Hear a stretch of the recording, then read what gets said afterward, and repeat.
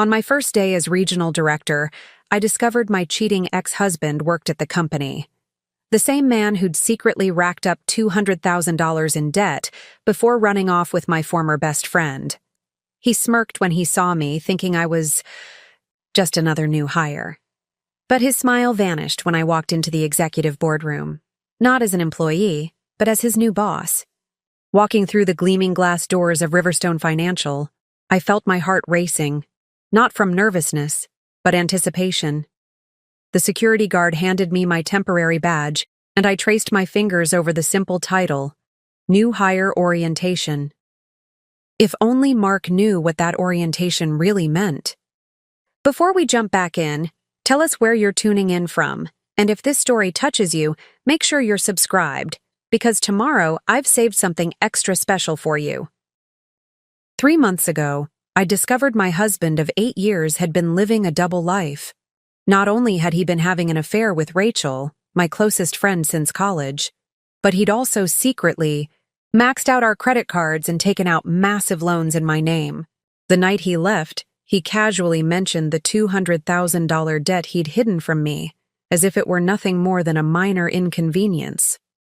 "You'll never survive this, Sarah," he'd said, tossing his wedding ring onto our dining room table. "You're too soft for the corporate world. Always have been." Now, as I adjusted my crisp navy blazer in the elevator's mirrored walls, those words fueled rather than haunted me. The woman reflected back was different from the one Mark had abandoned. Her eyes held steel, and her shoulders carried the confidence of someone who'd turned devastation into determination. 42nd floor, the elevator chimed pleasantly. I stepped out into the bustling corridor of Riverstone's corporate headquarters. Various employees hurried past, some casting curious glances my way.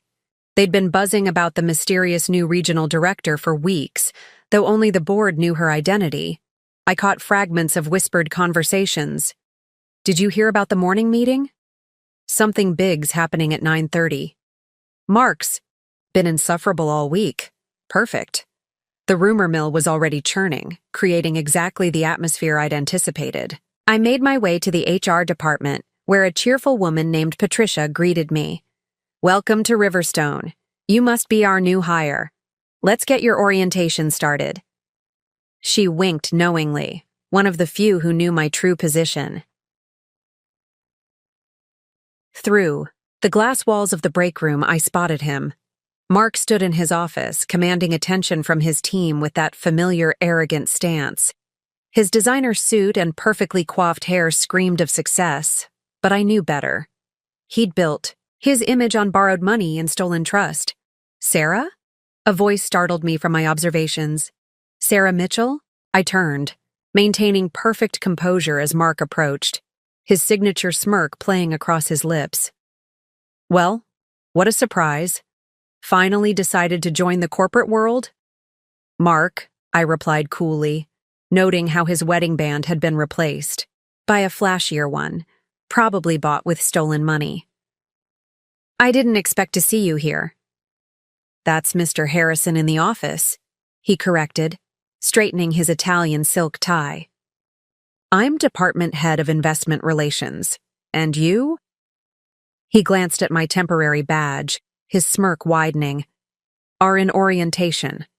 Well, everyone has to start somewhere. Nearby employees pretended not to listen, but their typing had suspiciously slowed. I smiled politely, letting him savor what he thought was his moment of superiority. The antique clock on the wall showed 9:15 a.m. In exactly 15 minutes, everything would change. "I'm looking forward to the morning meeting," I said, casually. "I hear there are some interesting announcements planned." A flicker of uncertainty crossed his face. "Good. Let him wonder. New hires don't typically attend executive meetings," he said, his voice carrying that familiar, condescending tone. "Exceptions can be made," Patricia interjected, appearing at my side. "In fact, Sarah needs to head up now. The board is waiting." Mark's eyebrows furrowed slightly. "The board?" "Don't worry, Mark," I said, gathering my portfolio. Everything will make sense. Very soon. As I walked toward the executive conference room, I could feel his eyes following me. The weight of my real employee badge, the one announcing me as regional director, felt heavy in my blazer pocket. In my briefcase lay the documentation of every questionable decision Mark had made in his department, every risky investment he'd pushed through, every policy he'd bent. The board had been quite interested in my detailed analysis of the department's vulnerabilities, particularly given my unique insight into the man running it. They'd been even more impressed by my proposals for restructuring and my track record of turning around failing investment portfolios. The conference room doors loomed ahead, and through the glass, I could see the board members assembling. They nodded respectfully as I approached. Behind me, I heard Mark's expensive shoes clicking on the marble floor. He'd followed, curiosity apparently getting the better of him. "After you, Mr. Harrison." I gestured to the door, my voice carrying a hint of authority that made him pause. The next 15 minutes would change everything. The carefully constructed facade Mark had built would crumble, just as he'd once shattered my world. But unlike him, I wasn't here for destruction. I was here to rebuild, not just my life, but an entire department that had suffered under his reckless leadership. As we settled into the conference room, my mind drifted to that devastating night 3 months ago. The memory was crystal clear, standing in our kitchen, staring at bank statements and credit card bills I'd never known existed, listening to Mark explain how he'd invested in his future, a future that apparently included my best friend, and a condo I was unknowingly paying for. The chairman's voice snapped me back to the present. "Before we begin, I believe we have some introductions to make." He smiled warmly in my direction. "Ms. Mitchell, would you like to do the honors?" I stood, smoothing my blazer with steady hands. The fear and helplessness I'd felt that night in. The kitchen had been replaced by a calm certainty. Mark sat across from me, his expression shifting from confusion to dawning realization as I pulled out my real employee badge. "Thank you, Chairman Reynolds. For those who don't know me, I'm Sarah Mitchell, your new Regional Director of Operations, and we have some serious changes to discuss." The sharp intake of breath from Mark's direction was just the beginning. The real work, transforming Riverstone's Investment Relations Department into something worth being proud of, was about to begin. The tense atmosphere in the conference room brought me back to that rainy Tuesday evening 3 months ago, the night my world imploded. I'd been working late at my investment firm, celebrating quietly after closing a major portfolio restoration project. My phone had buzzed with a text from Rachel. "Sarah, we need to talk. It's about Mark. Meet me at Cafe Luna in 20." The concern in her message seemed odd, but Rachel had been my closest friend since our college days at Northwestern. If she was worried about Mark, it had to be important. I'd grabbed my umbrella, telling myself the knot in my stomach was just anxiety about a potential problem with my husband. I found Rachel at our usual corner table, her usually perfect makeup slightly smudged, hands wrapped around an untouched cappuccino. The moment our eyes met, I knew something was terribly wrong. "I can't do this anymore, Sarah," she'd whispered, pulling out a stack of papers from her designer bag. "I found these in Mark's briefcase last night. You need to see them." My hands trembled as I spread the documents across the table. Credit, card statements, loan applications, bank transfers. All in my name, but with transactions I'd never seen before. The numbers blurred before my eyes. $47,000 charged to a credit card I didn't know existed. $83,000 in personal loans. Multiple cash advances. A second mortgage on our house. "There's more," Rachel's voice cracked. I've been seeing him, Sarah, for the past year." The cafe's ambient noise faded to a dull roar. My cappuccino sat untouched, growing cold as Rachel detailed everything. The secret meetings, the expensive gifts, the promises Mark had made. Each word felt like another brick being added to the wall crumbling down around me. "He said you knew about the loans," she continued, tears streaming down her face. Preparing and narrating this story took us a lot of time, so if you are enjoying it, subscribe to our channel. It means a lot to us. Now back to the story, that you'd agreed to invest in his business ventures. But last night, I found these. She slid more papers across the table. He's been forging your signatures, using your excellent credit score, building this whole house of cards on your reputation. The final document made my blood run cold. A lease agreement for a luxury condo in the city's most exclusive district, signed 2 weeks ago. My name was on it, alongside Mark's.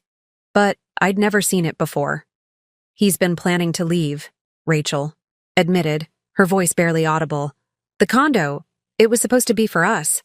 But I can't. I can't be part of this anymore. You're my best friend, Sarah. I'd sat there numb, as the reality of my situation sank in. 8 years of marriage, a friendship spanning 15 years, all built on lies and manipulation. The numbers danced before my eyes. $200,000 in hidden debt, carefully accumulated over the past 2 years. Driving home that night, my mind raced through all the signs I'd missed. The late nights at the office, the mysterious business trips, the way Mark had insisted on handling all our finances, claiming he wanted to protect me from stress. His constant reminders that I was too trusting, too soft for the cutthroat business world. I found him in our home office, calmly packing files into his briefcase. The sight of him, so composed, so unbothered, made something snap inside me. Were you ever going to tell me? My voice sounded strange, even to my own ears. About the debt? About Rachel? About any of it? He'd looked up, and for a moment, I saw surprise flicker across his face. Then his expression settled into that familiar patronizing smile. Ah, Rachel finally grew a conscience, did she? $200,000, Mark, in my name. Don't be dramatic, Sarah. It's just business. Investments require capital, and your credit score made everything so much easier. He'd continued packing, as if we were discussing something as mundane as grocery shopping. Besides, you never cared about the financial details, always happy to let me handle everything. So trusting, so naive. I trusted you because you were my husband, and that trust built us a beautiful life, didn't it? He gestured around our expensively furnished home. The house, the cars, the vacations. Did you really think your modest salary paid for all this? The magnitude of his betrayal hit me in waves. Every luxury I'd thought we'd earned together had been built on lies and stolen credit. Our entire life had been a carefully constructed facade. I've already moved most of my things to the new place, he continued, straightening his tie in the mirror. You can keep the house, though good luck making the payments with the new mortgage. Maybe this will finally force you to develop a backbone. The business world doesn't reward softness, Sarah. I tried to teach you that. He'd tossed his wedding ring onto the desk, a final calculated insult. You'll never survive. This, the debt, the legal battles, the corporate world you've always been too afraid to really embrace. You're too soft. Always have been. The sound of Chairman Reynolds' voice pulled me back to the present moment in the conference room. Mark sat across from me, still radiating that same arrogant confidence.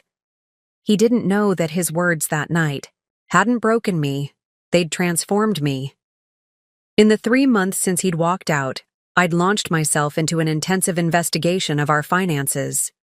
Every transaction, every forged signature, every hidden account laid bare. I'd discovered that Mark's business ventures were a web of risky investments and questionable deals, many involving Riverstone Financial's clients. The same skills that had made me a successful portfolio manager, attention to detail, pattern recognition, strategic thinking, became weapons in my arsenal.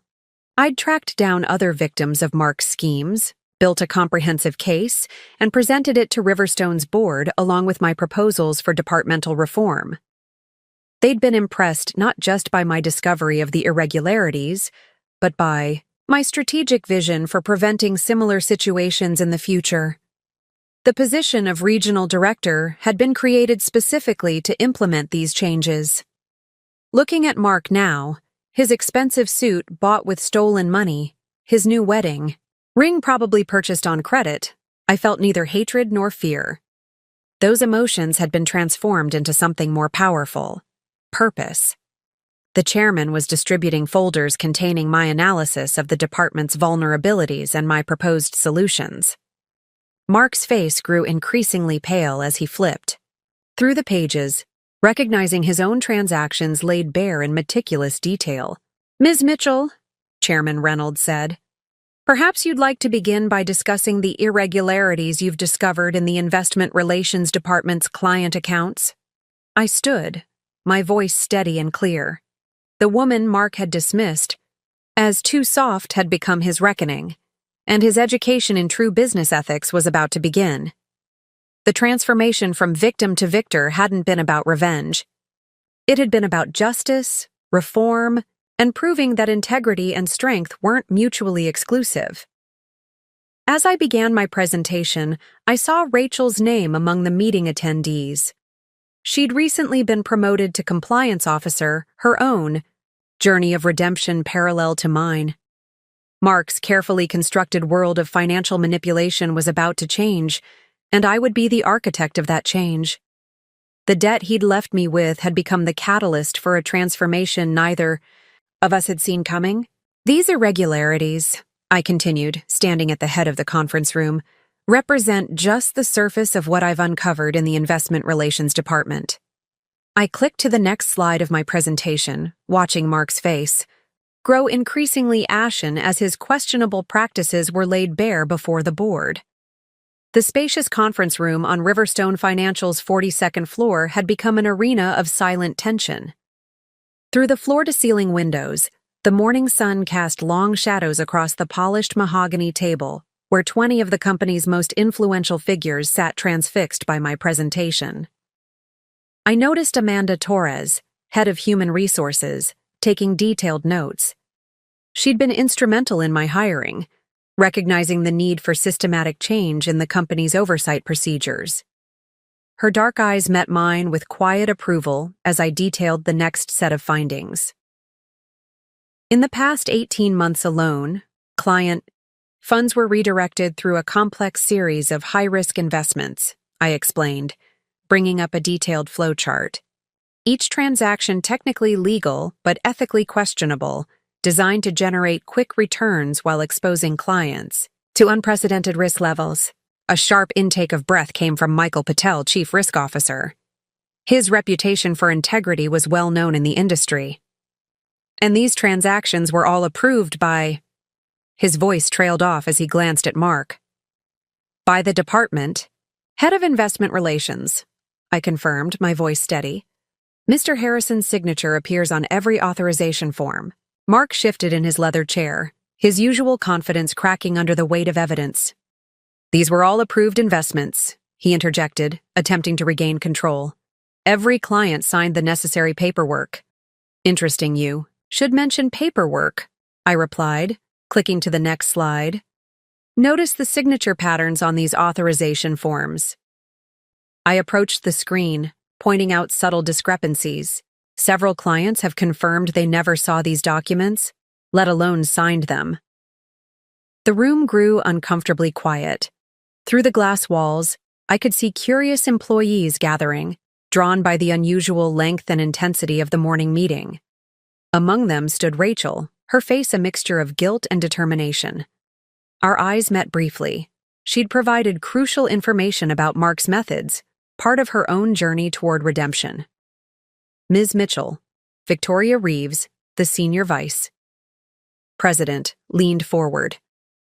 "Your analysis is thorough, but what's your proposed solution? Riverstone's reputation is at stake." This was the moment I'd prepared for. I opened my portfolio, distributing comprehensive reform proposals to each board member. "A complete restructuring of the Investment Relations Department," I began. "New oversight protocols, transparent client communication channels, and a revolutionary risk assessment system." As the board members flipped through my proposal, I could feel Mark's glare intensifying. He'd severely underestimated the woman he'd dismissed as too soft for business. Each page of my proposal dismantled the system of manipulation he'd built, replacing it with structures designed for transparency and ethical practice. Implementation begins immediately, Chairman Reynolds announced, closing his copy of the proposal. Ms. Mitchell will oversee the transition as regional director. Mr. Harrison, you'll report directly to her during this restructuring period. Mark's expensive pen snapped in his grip, sending tiny drops of ink across his crisp white shirt. This is absurd, he sputtered. I've run this department for 5 years. You can't possibly— Your methods have exposed Riverstone to significant liability, Victoria Reeves cut in. Ms. Mitchell's appointment isn't up for debate. The board's decision is unanimous. The next hour unfolded in a blur of discussion and planning. Department heads asked questions about the transition, while Mark sat in seething silence. Outside the conference room, word was spreading rapidly through the office. I could see employees, huddled in small groups, smartphones in hand as the news traveled through informal channels. Finally, Chairman Reynolds closed the meeting. As board members filed out, many stopped to welcome me officially, their handshakes firm and approving. Mark remained seated, staring at my proposal as if trying to find a loophole, an escape route. Mr. Harrison, I said, gathering my materials. I'll need a complete audit of your current client portfolio by tomorrow morning. My office, the corner office you're currently using, will need to be cleared by end of day. He looked up, his face a storm of emotions. You planned this, he accused quietly. All of it. No, Mark, I replied, keeping my voice professional. You planned this, the day you decided to forge my signature on those loan documents. I'm just implementing the consequences. As I left the conference room, Amanda Torres fell into step beside me. Security has been notified, she murmured. They'll supervise Mr. Harrison's office relocation. His new workspace is ready on the 38th floor. I nodded, watching. The office dynamics shift in real time. Employees who had once scurried away from Mark's approach now stood their ground, their postures straighter, their expressions more confident. The culture of fear he'd cultivated was already beginning to crack. My temporary badge had been replaced with my official credentials. Sarah Mitchell, Regional Director. The weight of it felt right against my blazer, a tangible symbol of transformation. Through the glass walls of what would soon be my office, I could see Mark roughly packing his personal items, his movements angry and jerky. Sarah? Rachel approached hesitantly, holding a stack of files. These are the compliance reports you requested. And I want you to know, the team is ready to support your changes. We've needed this for a long time. Looking at her now, I saw neither my former best friend nor my husband's mistress, but a professional working to correct past mistakes. Thank you, Rachel. We'll need everyone on board for what's ahead. The morning sun had reached its peak, streaming through the windows, and illuminating the office space in harsh clarity. In the harsh light, the cracks in Mark's carefully constructed facade were visible to everyone. His designer suit couldn't hide the sweat staining his collar. His expensive watch couldn't disguise the tremor in his hands as he packed his awards and photographs. Ms. Mitchell, David Patterson, a junior analyst, approached with a handful of documents. I have some concerns about these investment strategies Mr. Harrison implemented last month. The risk levels seem— Bring them to my office in an hour, I interrupted gently. Everything will be reviewed and addressed. The fear in David's eyes was familiar. I'd seen it in my own reflection months ago, staring at mounting debt statements and forged signatures. But now, that fear was being replaced by something else. Hope for change, for accountability, for a workplace built on integrity rather than intimidation. My phone buzzed with messages from other department heads, all eager to discuss the coming changes.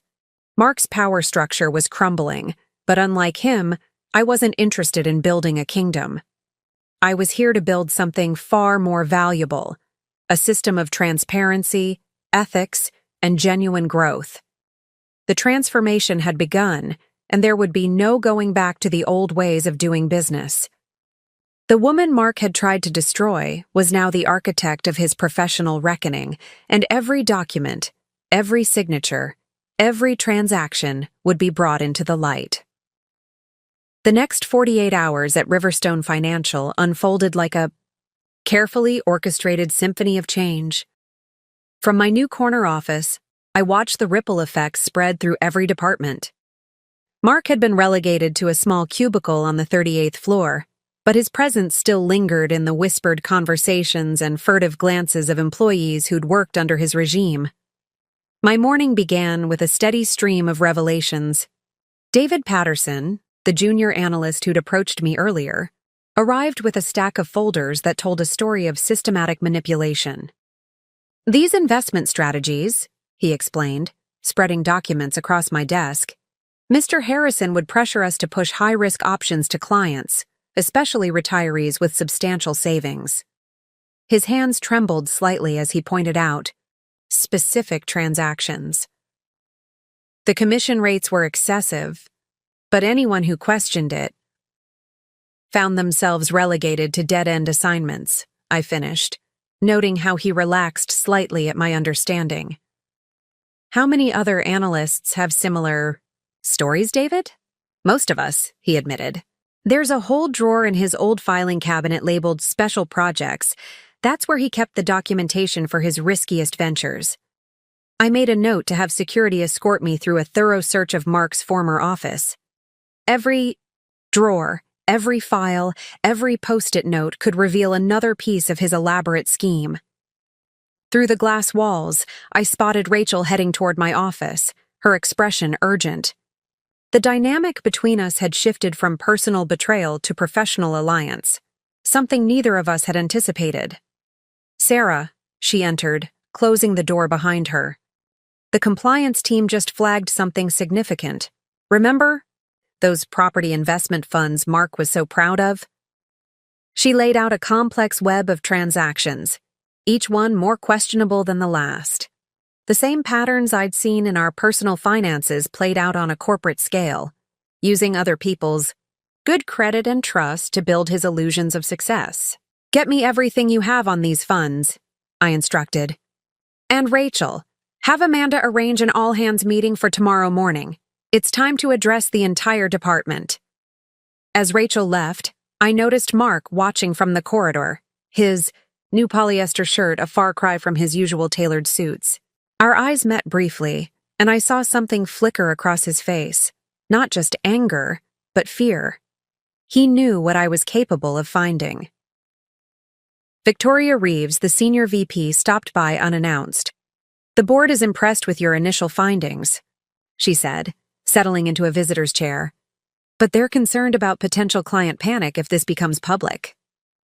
"I have a plan for that too," I replied, pulling out another folder from my briefcase. "A complete client communication strategy, emphasizing transparency and our commitment to correcting past mismanagement. Trust isn't built on hiding mistakes, Victoria. It's built on addressing them openly and implementing real change."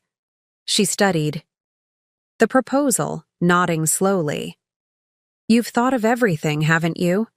Quite different from the woman Mark described in his personnel reports." I smiled slightly, remembering his dismissive evaluations of my capabilities. People often mistake kindness for weakness. That's their mistake. By late afternoon, the office atmosphere had transformed. Employees who had once hurried past Mark's office with downcast eyes now walked confidently, sharing information freely. The culture of fear was being replaced by one of collaboration. Amanda Torres arrived with the preliminary HR report. "We've had 16 employees come forward since this morning," she said, her voice tight with controlled anger. "Sexual harassment, bullying, financial coercion. Mark's leadership style was even worse than we suspected. Document everything," I instructed. "Every incident, every witness statement." The culture of silence ends now. Through my office windows, I could see the sun setting over the city skyline, painting the sky in shades of amber and gold. The same view Mark had enjoyed while building his house of cards would now witness its dismantling. My phone buzzed with a message from Chairman Reynolds. Board dinner tomorrow night. Bring your full findings. Time to discuss Phase 2. Mark's voice carried through the open door. He was arguing with someone by the elevators. This is my department. These are my clients. She has no right to— Your department? David Patterson's voice replied, stronger than I'd ever heard it. You mean the department you used to exploit clients and bully employees? Those days are over, Mr. Harrison. The exchange drew curious onlookers. Mark's face flushed red as he realized his outburst had an audience. His attempt to intimidate had backfired, revealing his desperation instead. Security Chief James Martinez appeared at my door.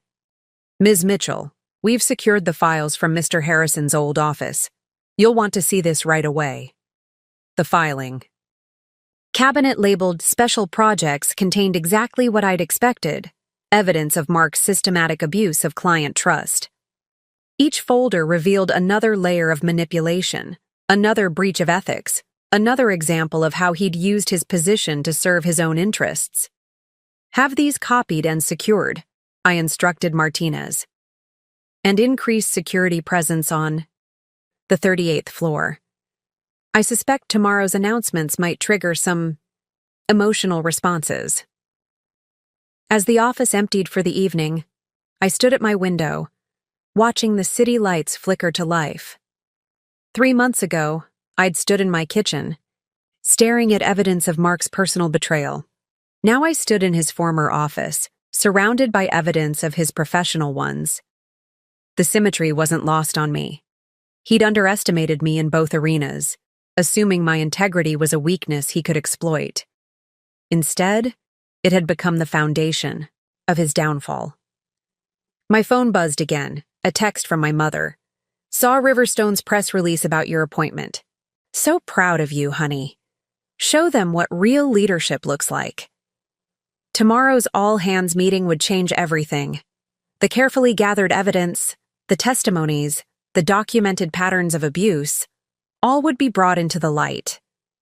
Mark's reign of manipulation was ending, but unlike him, I wasn't interested in building a power structure based on fear. Real strength, I'd learned, didn't come from intimidating others or exploiting their trust. It came from creating systems that empowered people to do their best work, from fostering an environment where integrity wasn't seen as weakness, but as the cornerstone of success.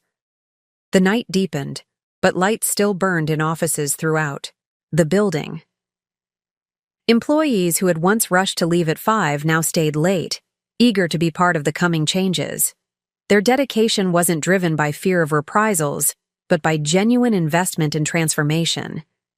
Tomorrow would bring its own challenges, but tonight, watching the city gleam below, I allowed myself a moment to appreciate how far I'd come. The woman Mark had dismissed as too soft had become the architect of his professional reckoning, and her work was just beginning. The $200,000 debt he'd left me with had become an unexpected gift, a catalyst for uncovering not just his personal betrayal, but his entire network of professional misconduct. Sometimes I realized the greatest strength comes not from avoiding pain, but from transforming it into purpose. As I prepared for tomorrow's all-hands meeting, my mind drifted back to the darkest day of my life, the day after Mark's betrayal was exposed. The memory was no longer painful, but it had shaped everything that followed. I'd woken up that morning to an empty house and a series of automated emails from our joint bank accounts. Insufficient funds, payment declined, account overdrawn. Each notification hammered home the reality of my situation. Mark hadn't just taken my trust, he'd systematically dismantled my financial security. Standing in our walk-in closet, I'd noticed the gaps where his expensive suits once hung. The safe in the back wall stood open and empty. He'd cleared out everything, including my grandmother's jewelry that I'd stored there for safekeeping. Even in leaving, he'd found ways to wound. The kitchen counter was littered with past due, notices I'd never seen before, bills for credit cards I didn't know existed, loan statements with my forged signature. Each document told the story of Mark's careful manipulation, his calculated betrayal. My phone had been buzzing constantly, Rachel's repeated calls, which I ignored, and messages from friends asking about rumors they'd heard. Mark, it seemed, was already controlling the narrative, telling anyone who would listen about his troubled marriage and how he'd finally found happiness. The breaking point came when I opened my laptop to check our investment accounts. Everything was gone. Our retirement savings, our emergency fund, even the money I'd been setting aside for my nephew's college fund, all transferred out over the past months through a series of small transactions I'd never noticed. I'd collapsed. At the kitchen table, surrounded by evidence of my own blind trust. The woman staring back from the chrome refrigerator door looked broken, lost. That reflection became my turning point. With trembling hands, I'd pulled out a fresh legal pad and begun to write. Every transaction I could remember. Every time Mark had dismissed my questions about our finances. Every business trip that now seemed suspicious. The pattern emerged with devastating clarity. The doorbell rang. It was Lisa Morgan, my accountant. Friend from college. I hadn't called her, but Rachel must have reached out. Lisa took one look at the papers scattered across my kitchen, and her professional demeanor took over. First, she'd said, pulling out her laptop, we document everything. Then we fight back. Hour after hour, we traced the web of financial deceit. Mark had been methodical, starting small and gradually escalating. A credit card here, a personal loan there, always using my stellar credit score, always forging my signature with practiced ease. Sarah, Lisa had said gently, looking up from a particularly troubling document. This goes beyond personal finances. Some of these transactions, they look like the same patterns I've seen in corporate fraud cases. That statement had sparked something in my mind. I'd pulled up Riverstone Financial's public records, where Mark had recently been promoted to department head. The similarities between his personal financial schemes and certain corporate investment patterns were impossible to ignore. He's doing it there too, I'd whispered, the realization hitting me like a physical blow. The same patterns, the same techniques, just on a larger scale. Lisa's expression had hardened. Then that's our way in. Corporate fraud leaves a trail, Sarah. If he's using the same methods at work, we'd worked through the night, ordering takeout that grew cold as we built a case. Every document was scanned, every transaction logged, every pattern noted. By dawn, my dining room looked like a war room, with papers taped to walls and sticky notes creating a timeline of deception. The morning sun had streamed through the windows, illuminating the chaos of my disrupted life. But something else was illuminated too, a path forward. Mark had taught me more than he realized about financial manipulation. Now those lessons would become weapons in my arsenal. I'd showered and dressed in my best suit, the one Mark had always said was too severe. For me, looking in the mirror, I barely recognized myself. The soft, trusting woman he'd married was gone. In her place stood someone stronger, someone who understood that true strength comes from facing betrayal and choosing to rise above it. "What's the plan?" Lisa had asked, watching me gather the most damning documents into a portfolio. "First, we go to Riverstone's board," I'd replied, my voice steady. "They need to know who they've put in charge of their clients' money. Then we rebuild, not just my life, but every system he's corrupted." The next weeks had been a blur of legal meetings, credit agencies, and careful documentation. Each day revealed new depths to Mark's betrayal, but also showed me strengths I never knew I possessed. My attention to detail, my ability to spot patterns, my understanding of financial systems, all became tools for recovery.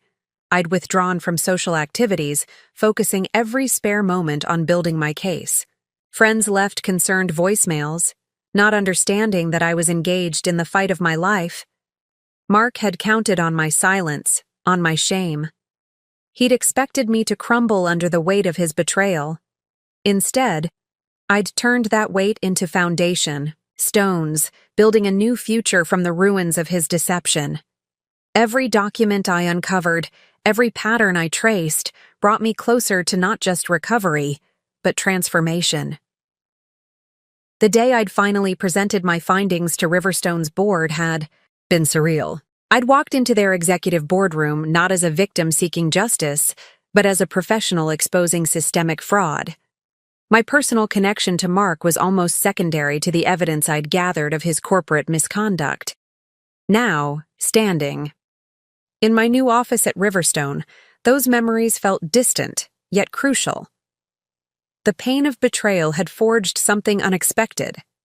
A leader who understood both the mechanics of financial manipulation and the importance of ethical oversight. Tomorrow's all-hands meeting wouldn't just expose Mark's misconduct, it would lay the groundwork for a new corporate culture. One built on transparency, accountability, and the understanding that true strength comes not from exploiting others' trust, but from earning and maintaining it. My phone buzzed with a text from Lisa. Saw the company announcement. From victim to regional director in 3 months. Not bad for someone too soft for business. I smiled, remembering Mark's words from that devastating night. He'd been right about one thing. I had been too soft, too trusting. But he'd failed to understand that softness, when tempered by betrayal and fortified by purpose, could become an unshakable kind of strength. The sun had set fully now, leaving the city sparkling below. Tomorrow would bring its own challenges, but I was ready.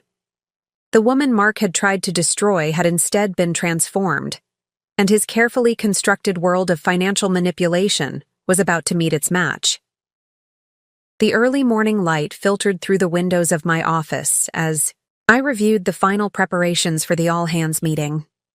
The past 3 months hadn't just been about gathering evidence, they'd been a calculated journey of transformation.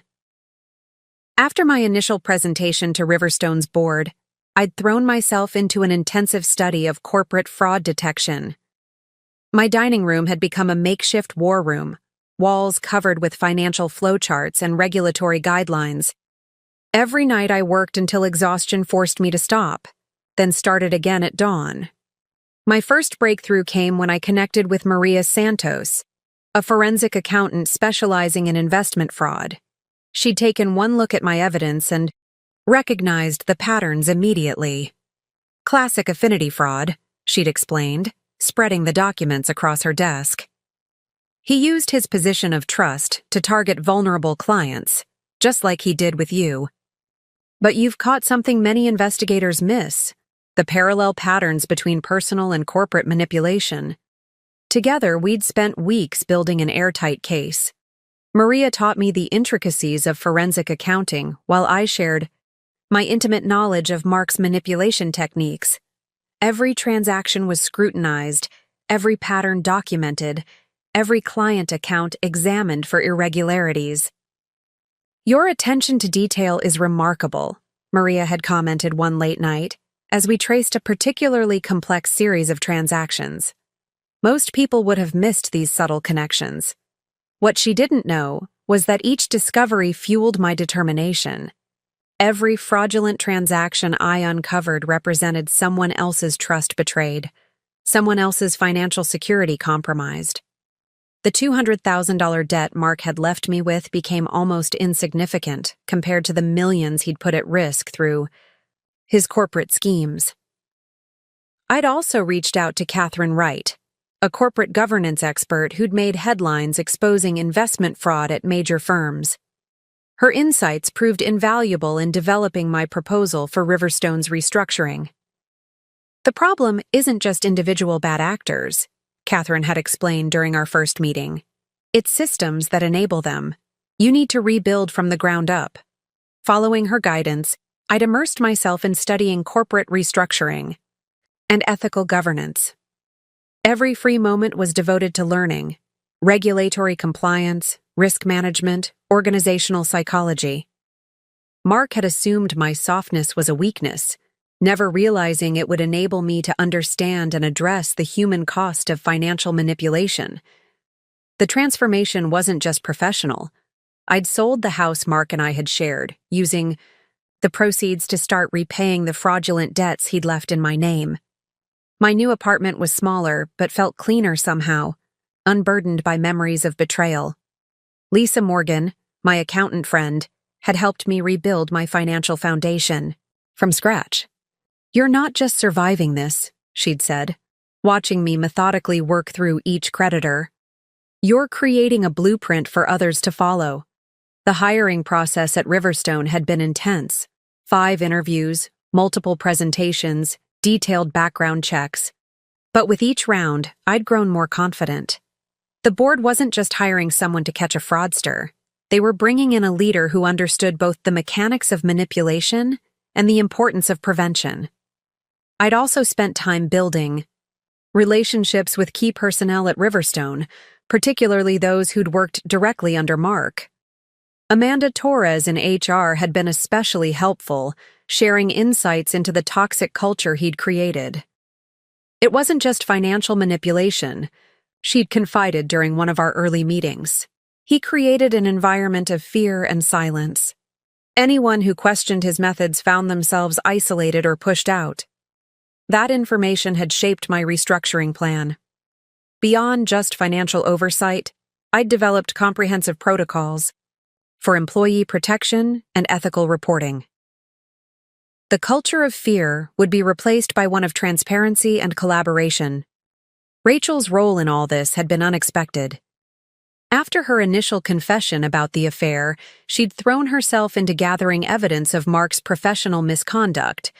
Her position in compliance had given her access to crucial documentation. "I know I can never fully make amends," she'd said during one late-night planning session, "but I can help ensure he never does this to anyone else." The week before my official start date, I'd conducted anonymous surveys among Riverstone's investment staff. The responses painted a picture of systematic intimidation and ethical compromise. Junior analysts described being pressured to push high-risk investments on vulnerable clients. Administrative staff reported covering up questionable transactions under threat of termination. Each piece of evidence, each testimony, each documented pattern had become part of a larger strategy. Mark had built his empire on fear and manipulation. I would dismantle it through transparency and reform. I'd also taken time to understand Riverstone's legitimate operations, its market position, its potential for positive impact. This wasn't just about exposing fraud. It was about transforming a company into what it could and should be. The preparation hadn't been solely professional. I'd worked with a counselor to process the personal trauma of Mark's betrayal, turning emotional wounds into sources of insight and strength. The woman who had once trusted blindly now understood the delicate balance between confidence and caution. Physical transformation played its part too. Gone were the soft, approachable suits Mark had always encouraged me to wear. My new wardrobe was chosen for authority and presence, armor for the corporate battlefield I was about to enter. Now, reviewing the final details for the all-hands meeting, I could appreciate how each step of the journey had been necessary. The late nights analyzing documents, the weekends studying corporate law, the hours practicing presentations, all had prepared me for what was to come. My phone buzzed with a message from Maria. "Just reviewed your final presentation. They won't know what hit them. Remember, you're not just exposing fraud, you're setting a new standard." She was right. This wasn't about revenge, it was about revolution. Mark had taught me more than he realized about the mechanics of financial manipulation. Now those lessons would become the foundation for systematic change. The sun had fully risen, painting the city in morning light. In a few hours, the office would fill with employees who'd worked under Mark's regime of fear. By day's end, they would understand that a new era was beginning. I straightened my desk, ensuring every document was in place for the upcoming revelations. The journey from betrayed wife to corporate reformer had been intense, but necessary. Mark had dismissed me as too soft for business, never understanding. That true strength comes in many forms. The woman who had once trusted blindly now carried the power to transform an entire corporate culture. The preparation was complete. The time for change had arrived. The Riverstone Financial Conference Center buzzed with nervous energy as employees filed in for the all-hands meeting. Through the glass doors, I could see Mark settled into his usual spot in the front row, still carrying himself with an air of authority despite his recent demotion. He had no idea that the next hour would dismantle everything he'd built. Chairman Reynolds opened the session precisely at 9 a.m. Good morning, everyone. Today marks a significant transition for Riverstone Financial. Ms. Mitchell will lead us through some important changes in our investment operations. I took the podium, surveying the sea of faces before me. Junior analysts who'd been pressured to compromise their ethics. Administrative staff who'd been forced to cover questionable transactions. Senior managers who'd looked the other way. Each person in this room had been affected by Mark's toxic leadership. 3 months ago, I began, my voice steady and clear. I presented the board with evidence of systematic misconduct within our investment relations department. Today, you'll understand why changes were necessary and how we move forward. The first slide appeared on the massive screen behind me, a complex web of transactions that had taken weeks to unravel. This chart represents client funds movement over the past 18 months. Notice these patterns of high-risk investments, each approved under questionable circumstances. Mark's posture stiffened. He recognized these transactions. They were his signature methods, now exposed in vivid detail. Mr. Patterson, I called out to the junior analyst who'd first brought concerns to my attention. Could you explain what happened when you questioned these investment strategies? David stood, his voice initially shaky but growing stronger. I was told to either push the high-risk options or find another job. Mr. Harrison said questioning his methods would be career suicide. Murmurs rippled through the audience. Other analysts began nodding, recognition dawning on their faces. This culture of intimidation ends today, I announced, clicking to the next slide. We've documented 47 instances of ethical violations, ranging from pressure tactics to direct manipulation of client information. The screen filled with evidence. Emails, altered documents, forged signatures. Each piece meticulously gathered and verified. Mark's face grew increasingly pale as his methods were laid bare. Ms. Mitchell, he interrupted, standing abruptly. These were all approved investments. Every transaction followed company protocols. Protocols you manipulated, I cut in, bringing up the next set of documents. Let's discuss the special projects files found in your office.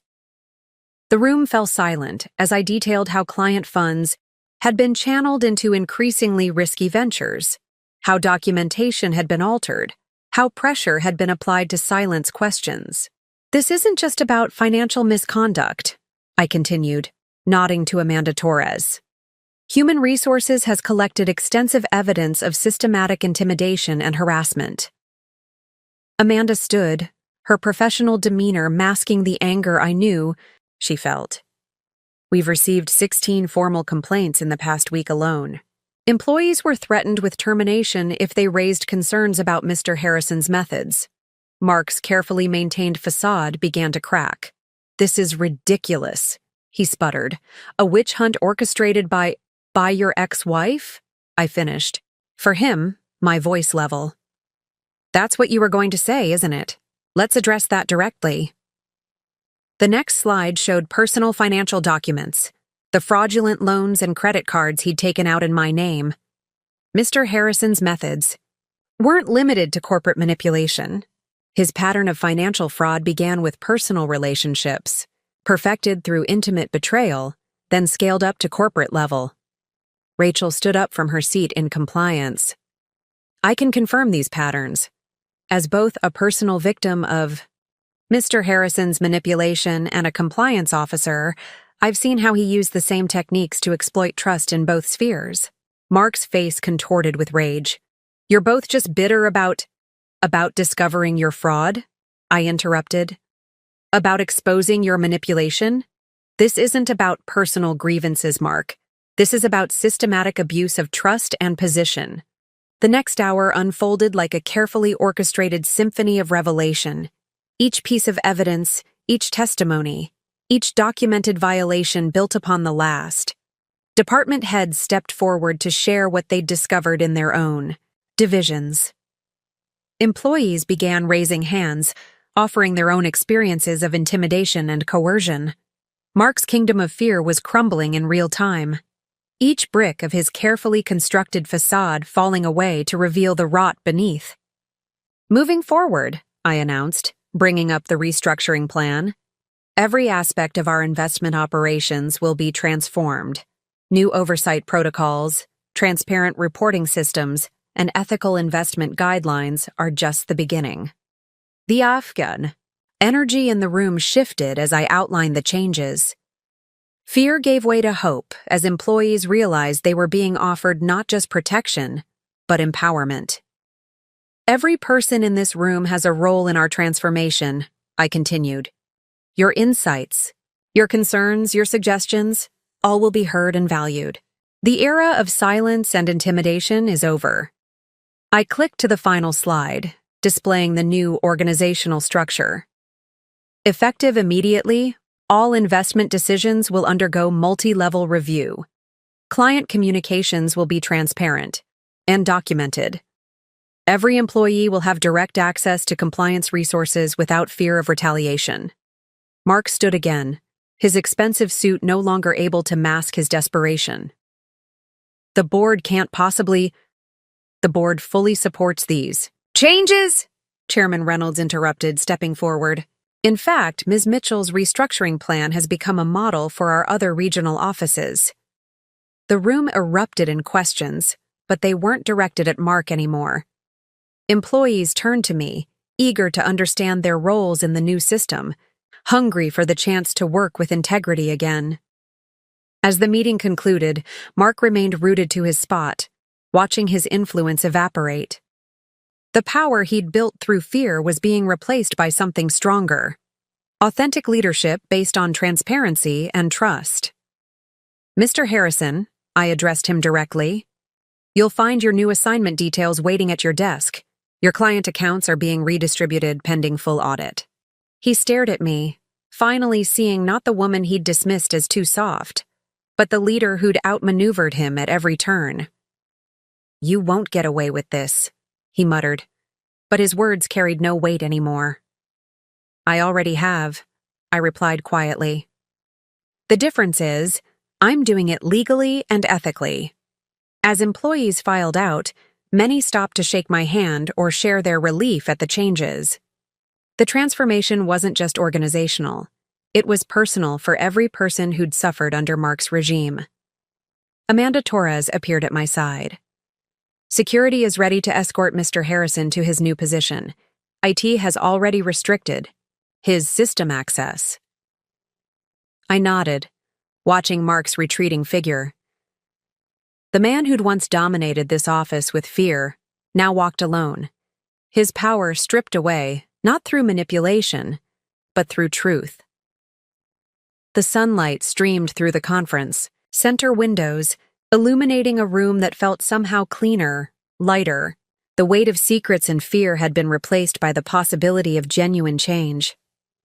My phone buzzed, a message from Maria Santos. Just watch the live stream. Masterful execution. This is how real corporate reform happens.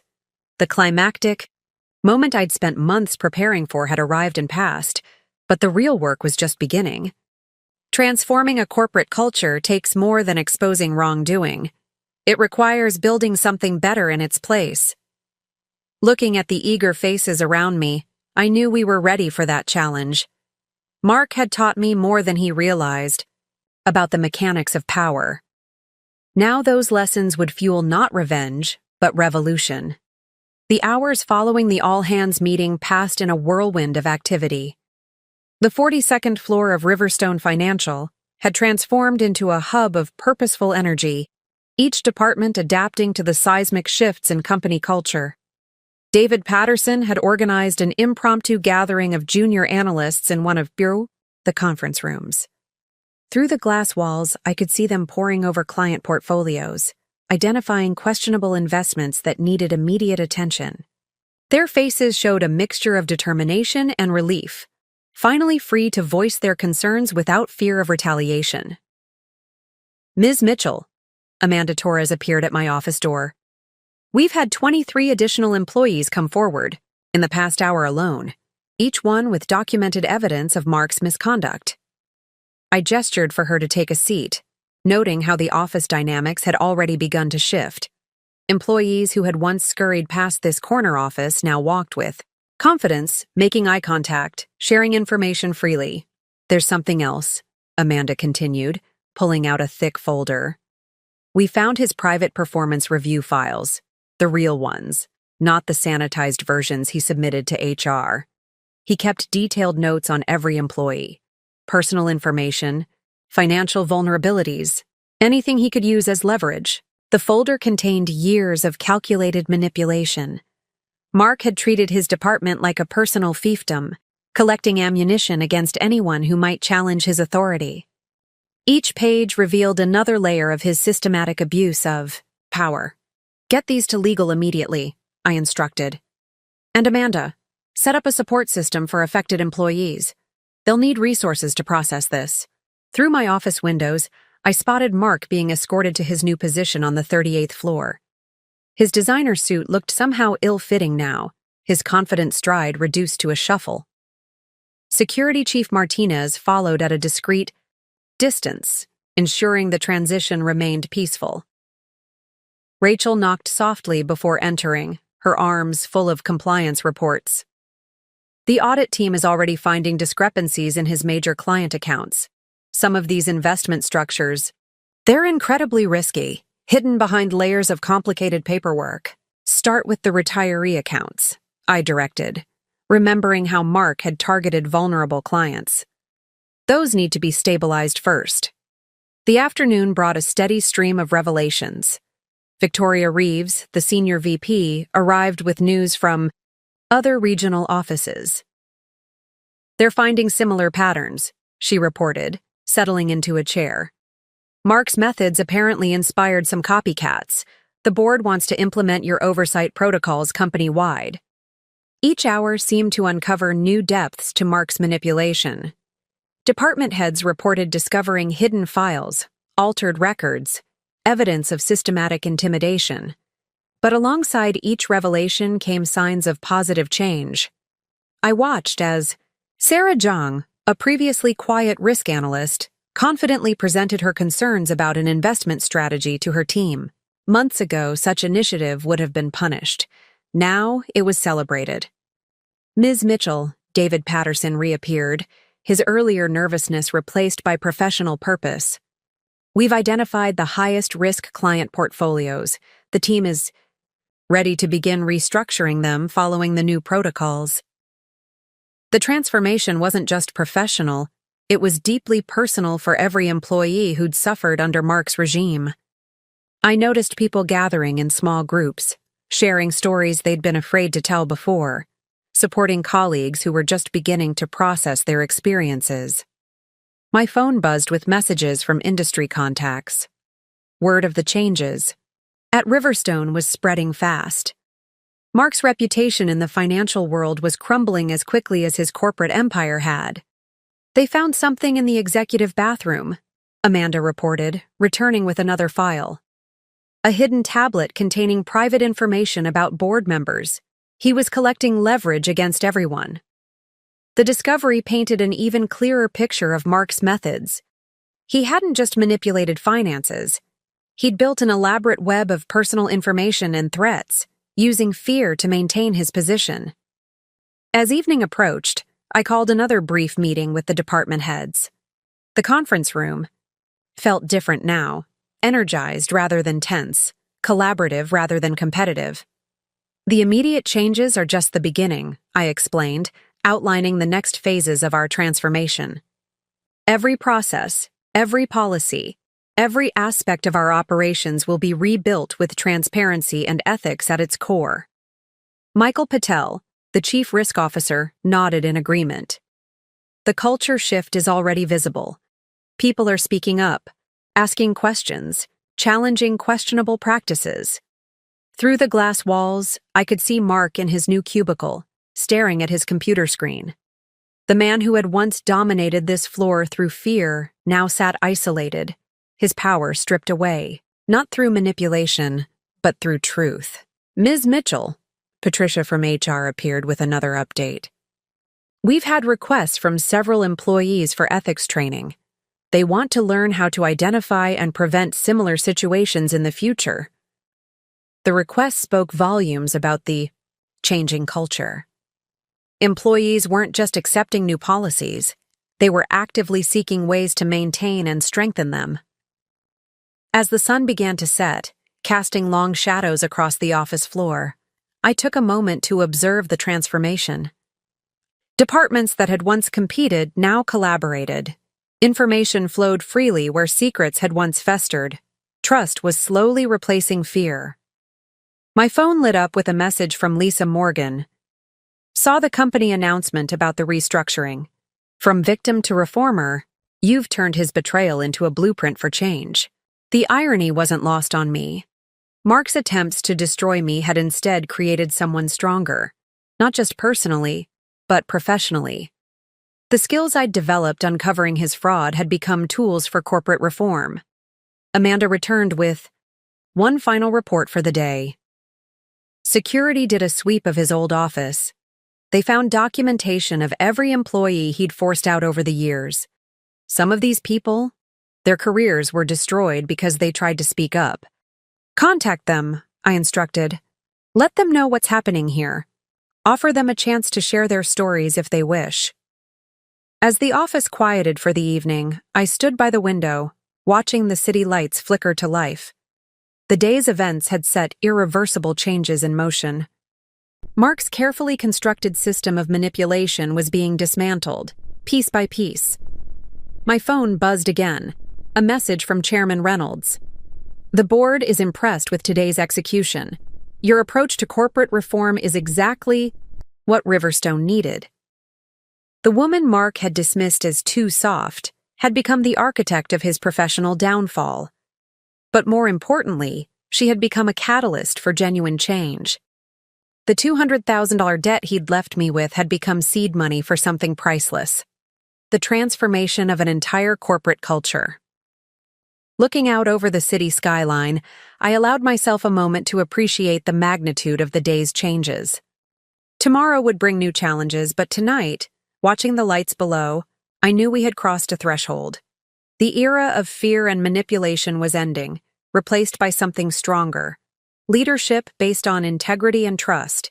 The immediate impact of our changes was already visible, but the real transformation was just beginning. Mark had taught me more than he realized about the mechanics of power. Now those lessons would fuel not just reform, but revolution. 1 month into my leadership, at Riverstone Financial, the changes had rippled far beyond our initial expectations. The 42nd floor had undergone a physical and cultural metamorphosis that reflected our new corporate philosophy. The intimidating, dark mahogany walls of the executive suite had been replaced with glass partitions, creating an environment of literal transparency. Mark's former special projects office, once a place where he'd pressured employees into unethical practices, had been transformed into a collaborative workspace where teams freely shared ideas and concerns. The quarterly numbers are in, Victoria Reeves announced during our morning executive meeting. Client satisfaction up 45%, employee retention increased by 60%, and our ethical investment portfolios are outperforming traditional ones by a significant margin. The statistics told only part of the story. The real transformation was visible in the daily interactions and atmosphere throughout the building. Junior analysts who had once lived in fear now confidently presented their findings. Administrative. Staff who had been forced to cover up questionable transactions now led initiatives for process improvement. David Patterson, once terrified of questioning authority, had emerged as a leader in our new risk assessment team. We've identified and restructured over 200 high-risk client portfolios, he reported, spreading documents across my desk. The clients are actually thanking us for the transparency. The morning sun streamed through the windows, illuminating a workspace that bore little resemblance to Mark's era of darkness. Every corner of the office now housed small groups of employees engaged in open discussion, sharing insights, and building upon each other's ideas. Ms. Mitchell, Amanda Torres appeared with her daily update. The ethics hotline has recorded 0 complaints this week. Instead, we're getting suggestions for improvement and requests for additional training. The transformation extended beyond our department. Other divisions within Riverstone had begun adopting our transparency protocols. The culture of fear that Mark had cultivated was being replaced by one of collaboration and mutual respect. Rachel, now heading our enhanced compliance team, had implemented a revolutionary client communication system. Every investment decision is now fully documented and explained, she demonstrated. Clients have real-time access to their portfolio details and risk assessments. From my office, I could see Mark in his new position on the 38th floor. His designer suits had given way to business casual attire. His commanding presence diminished to that of any other employee. The man who had once ruled through intimidation now experienced firsthand the environment he'd created. The board is impressed with the transformation, Chairman Reynolds commented during our weekly meeting. Your approach to corporate reform is becoming a model for other financial institutions. The changes weren't just internal.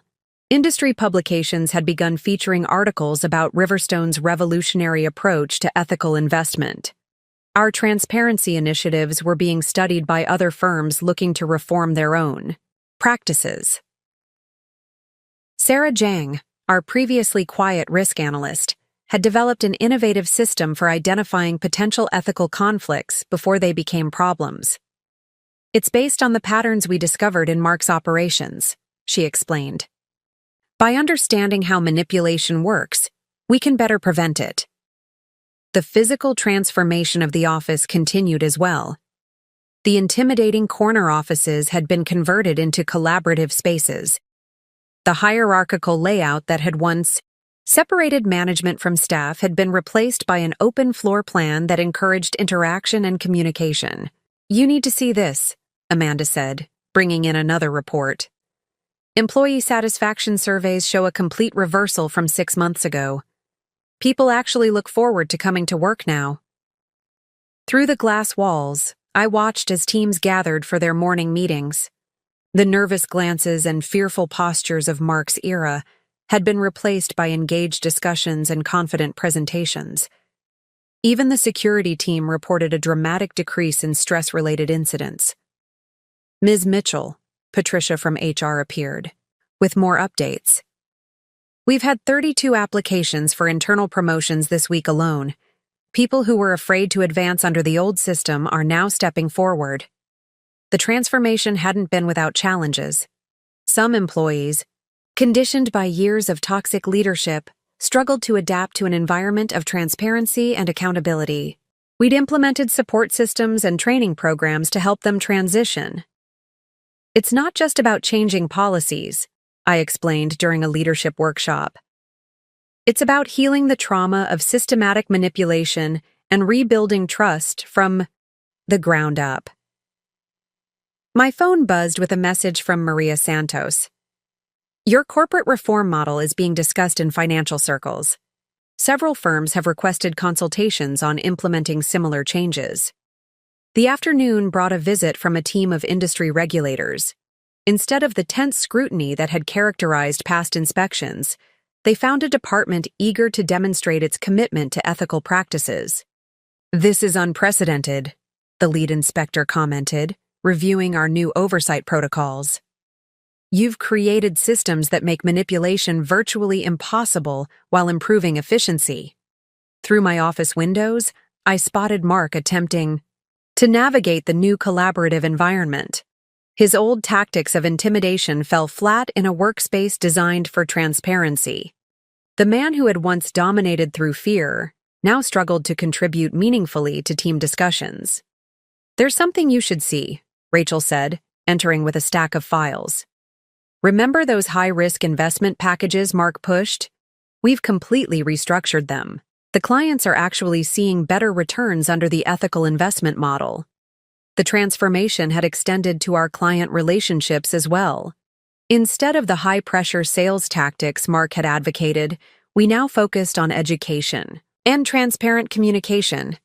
Clients were partners in their investment decisions, fully informed of both risks and opportunities. "Your story is inspiring others," Amanda mentioned, sharing an industry newsletter. "Other professionals who've faced similar betrayals are speaking up, pushing for reform in their own organizations." As evening approached, I stood by the window, observing the bustling office below. The woman Mark had tried to destroy had instead become a catalyst for industry-wide change. His betrayal, meant to break me, had instead created something powerful, a model for corporate reform based on integrity and transparency. My phone lit up with a message from Lisa. "Saw your interview in Financial Weekly. From personal debt to corporate revolution, you've turned trauma into transformation." The sunset painted the city skyline in shades of gold, reflecting off the glass walls that now symbolized our commitment to transparency. Mark's legacy of fear was being systematically replaced by something stronger, a corporate culture built on trust, ethics, and mutual respect. Chairman Reynolds appeared at my door. "The board wants to implement your reform model across all regional offices. Your experience with manipulation has given you unique insights into preventing it." The transformation continued to unfold, each day bringing new evidence of positive change.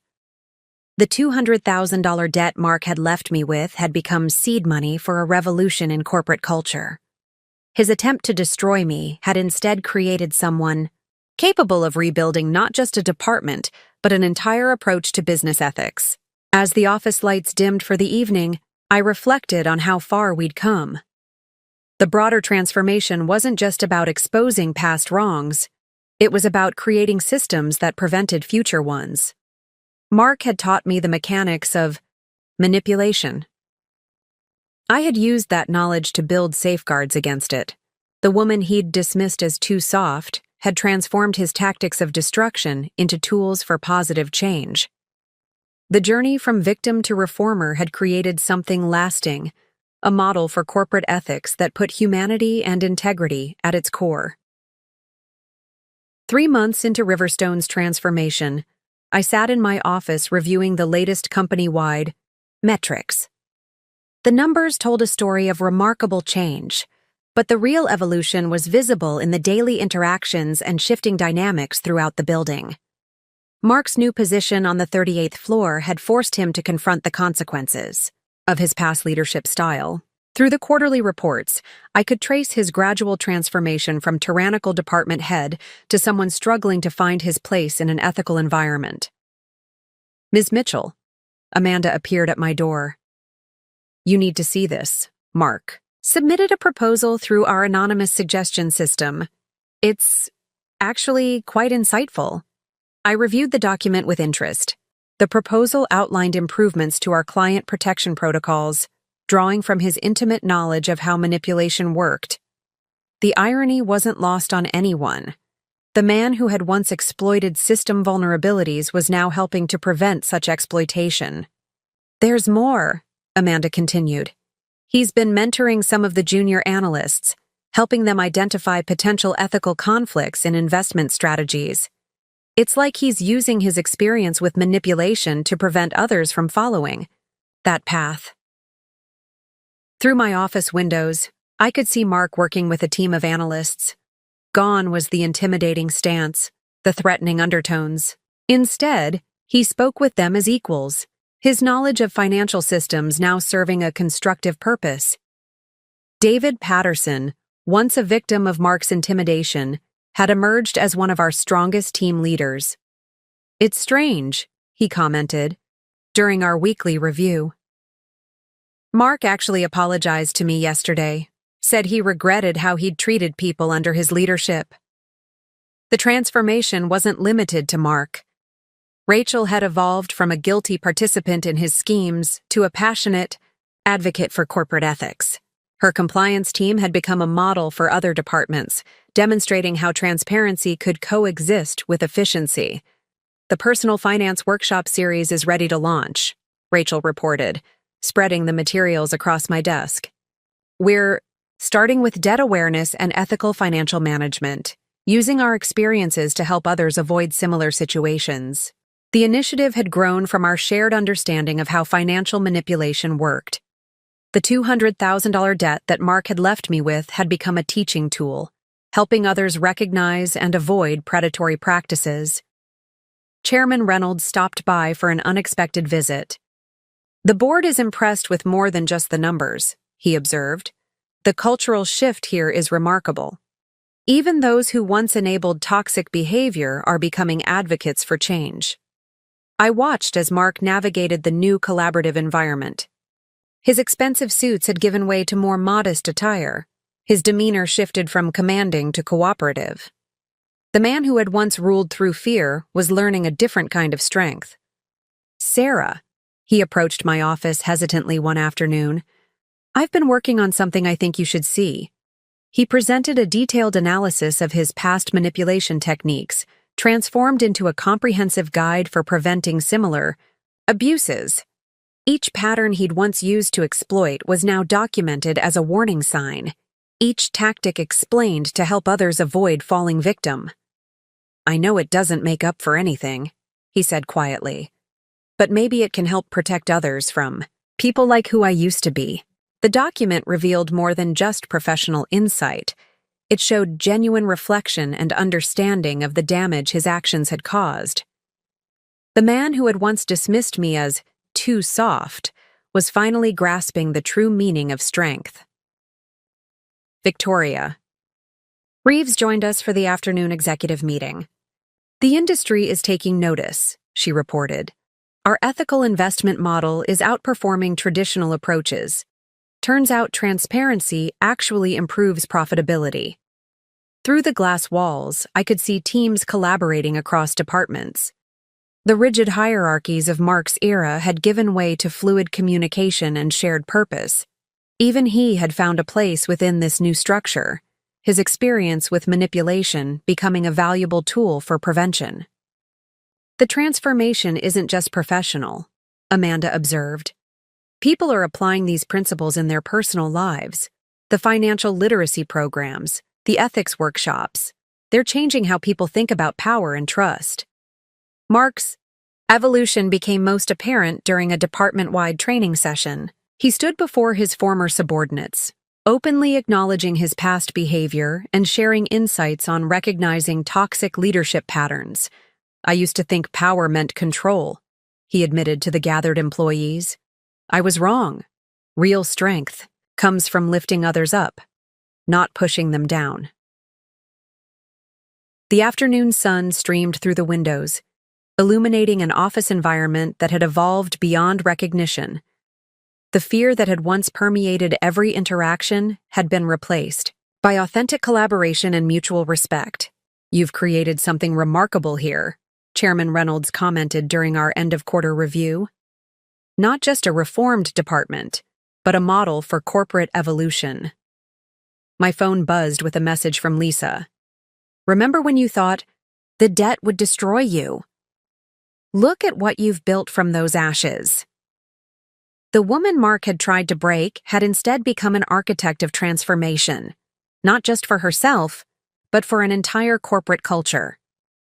His betrayal had sparked changes neither of us could have imagined. As the day drew to a close, I watched Mark gathering his things to leave.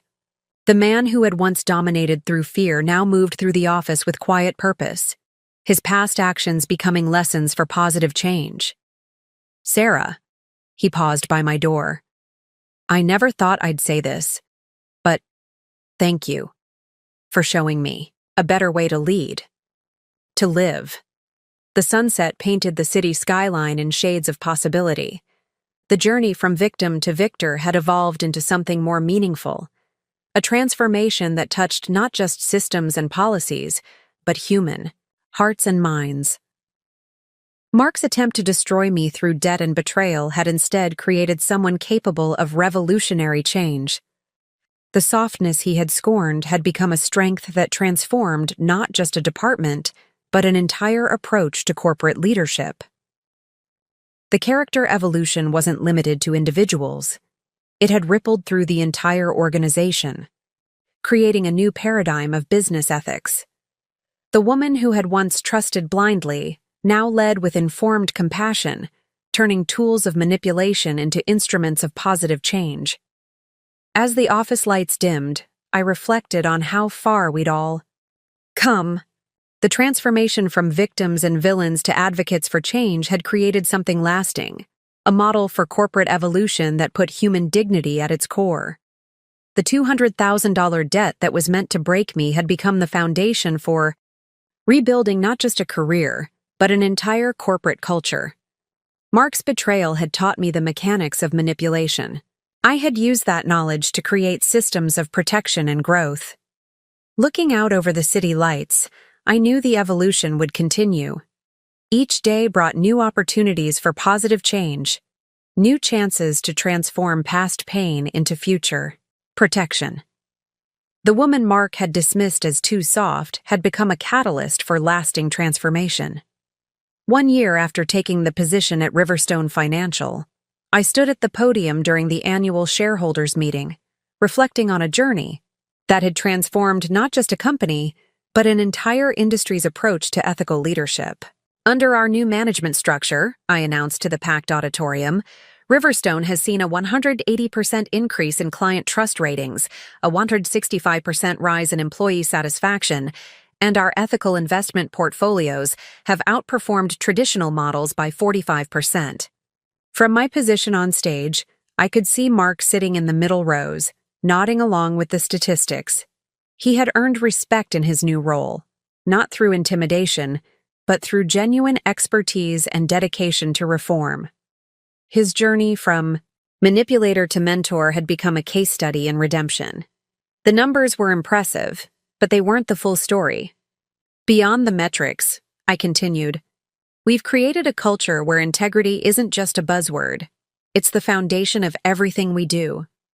After the presentation, during the reception, I found myself standing next to Mark at the refreshment table.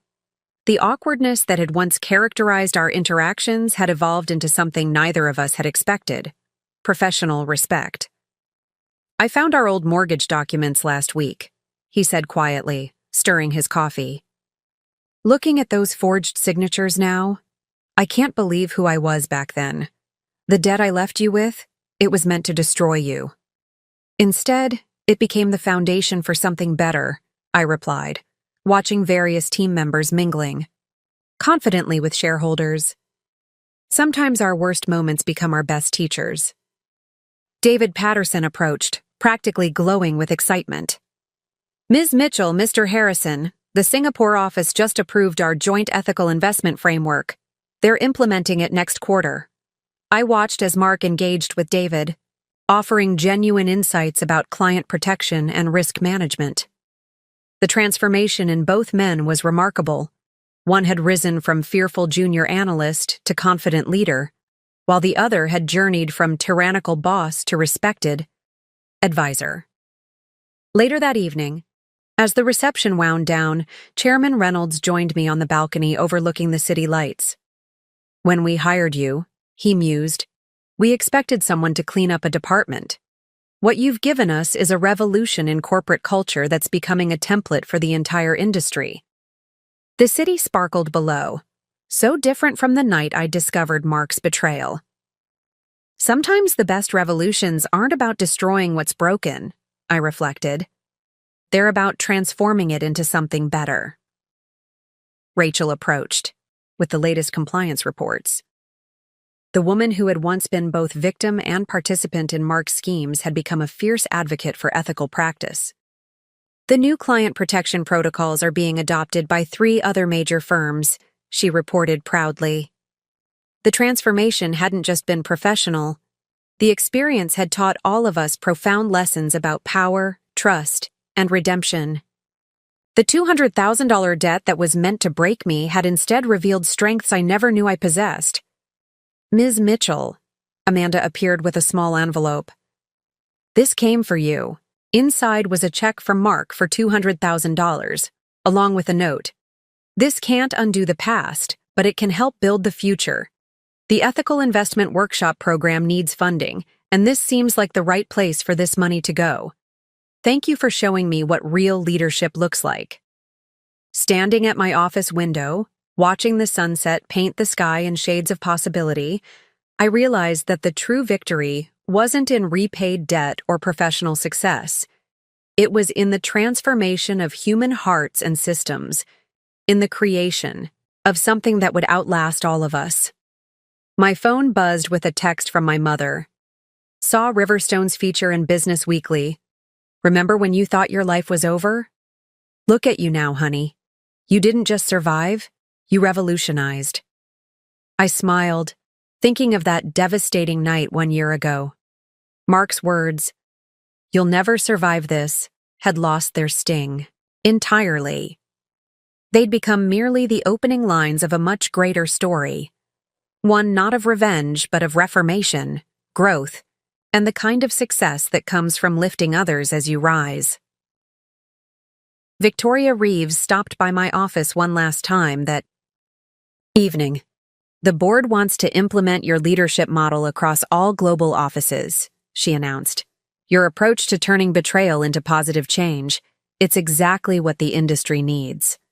The office lights dimmed automatically, signaling the end of another day at the new Riverstone Financial.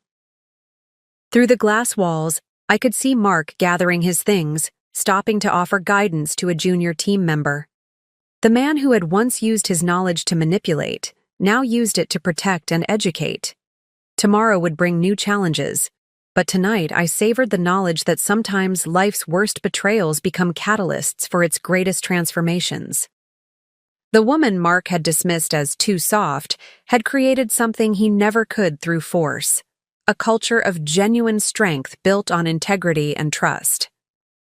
As I gathered my things to leave, I passed the wall where we'd hung our new company mission statement, "Success through integrity, growth through transparency."